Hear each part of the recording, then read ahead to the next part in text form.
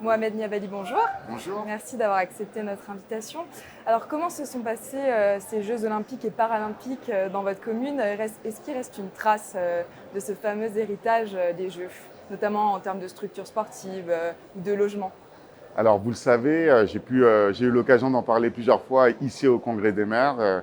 Ça fait quasiment 9 ans que je travaille sur les Jeux olympiques et on a vécu un été assez exceptionnel.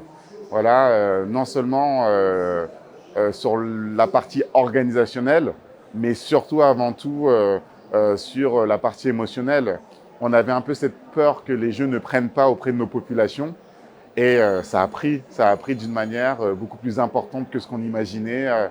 Moi, j'ai eu la chance d'avoir pas mal de places pour aller voir des épreuves pour les habitants de mon île. Et du coup, la billetterie sociale, la billetterie de la commune a bien fonctionné. Et en parallèle de cela, on avait une fan zone, un club 2024 qui fait plus de 50 000 personnes cet été, avec des stars internationales assez incroyables telles que Youssou N'Dour ou le Wu-Tang qui sont venus jouer à l'île Saint-Denis.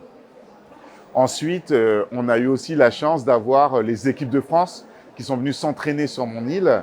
Donc, on a accueilli l'équipe de France de basket féminine, l'équipe de France de hand masculine et féminine, et aussi pendant les paras, l'équipe de para-judo, l'équipe de France de para-judo. Donc, on a un héritage physique qui est très important. On avait une partie du village des athlètes, un nouveau pont, on ouvre une base de loisirs nautiques. On est devenu la ville de Sainte-Sagny avec le plus gros taux d'équipement sportif par habitant. Donc, c'est assez incroyable. Et je dirais que là, ce qui est devant nous, après ce cycle de ferveur, c'est de réussir l'héritage. Donc, il y a encore 1 à 2 ans de boulot pour faire en sorte que ces 9 ans de travail se finissent bien et soient optimisés. Deuxième question, l'héritage des Jeux, c'est aussi l'engouement de la population pour le sport. Est-ce que vous observez, vous, cet engouement à l'échelle de votre commune? Est-ce que les gens s'impliquent davantage dans les clubs sportifs, par exemple?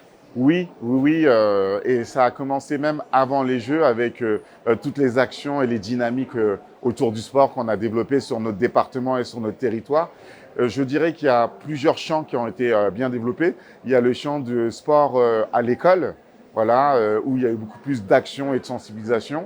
Il y a le sport aussi dans les espaces extérieurs, où, exemple, aujourd'hui, pour 8500 habitants, j'ai 5 city-stades. Donc, du coup, plus c'est un parc qui a développé un parcours sportif de 23 hectares. Et donc, du coup, on a vraiment développé, je dirais, le sport sans club en temps libre. Et ensuite, il y a nos clubs sportifs qui ont plus d'adhérents, qui ont plus d'ambition pour développer le sport. Enfin, dernière question, le projet de loi de finances 2025 prévoit une diminution mécanique de 154 millions d'euros qui est liée à l'organisation des Jeux. Mais en dehors de ça, une baisse aussi est inscrite de 114 millions d'euros sur l'année 2025. Est-ce que vous craignez que le sport, et en particulier le sport populaire, fasse les frais des coupes budgétaires décidées par le gouvernement? Alors oui, ça va déjà être le cas. Les premiers investisseurs des équipements publics sportifs sont les collectivités. Et au-delà des chiffres que vous venez de donner, on est amputé dans notre propre fonctionnement et dans nos capacités d'investissement. Donc il va y avoir une réduction des investissements et du fonctionnement des collectivités territoriales. Et à côté de cela, effectivement, sur les dispositifs nationaux, on va être beaucoup moins ambitieux. Et je dirais que la frustration et la crainte qui est la mienne est comment je maintiens une dynamique positive après les Jeux. On a porté un message très fort sur les Jeux pour les gens, l'héritage des Jeux pour notre département qui est la Seine-Saint-Denis. Et maintenant, il va falloir trouver les capacités de le réaliser avec moins d'argent, c'est sûr, et une ingénierie différente. Et donc, du coup, il y a les subventions aux associations qui vont mécaniquement baisser, les investissements de modernisation et de développement des équipements sportifs qui vont également baisser, et on aura moins de cofinancement des agences d'État ou des autres collectivités. Merci beaucoup, monsieur le maire. Merci à vous. Merci.